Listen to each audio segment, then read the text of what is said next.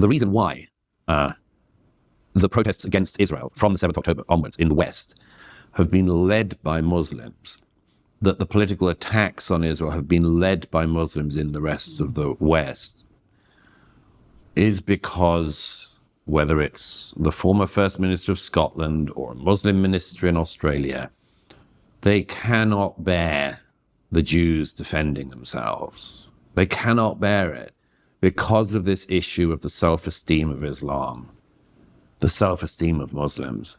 It just, you just notice it. Just for God's sake, let's be honest about it.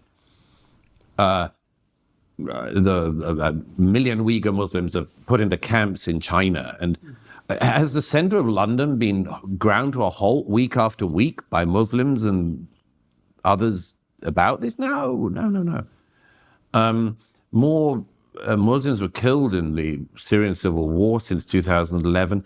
More Muslims were killed every year of the last decade in Assad's civil war than have been killed in the wake of the invasion of Israel on the 7th.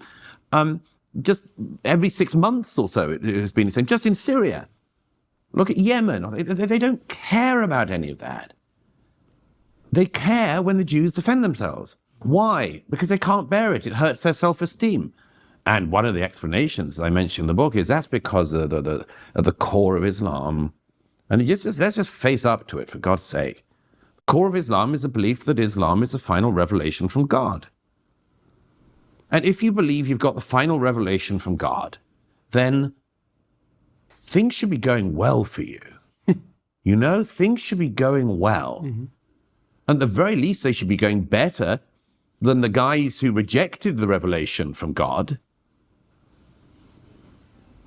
And then when the guys who were among the first people to reject Muhammad's so-called revelation, among the first people who say, no, we're not accepting that, are still around and have a state that's doing well in a region that has very little going well.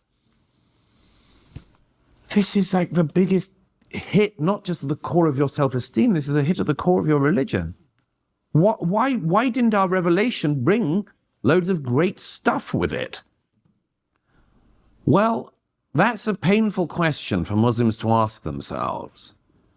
But, I mean, I refuse to not identify it, and it's so darn obvious, so darn obvious. You can predict with almost disappointingly 99% accuracy that even the child of Muslim immigrants into the West will be triggered by Israel to a multitude of times more than anything else that happens.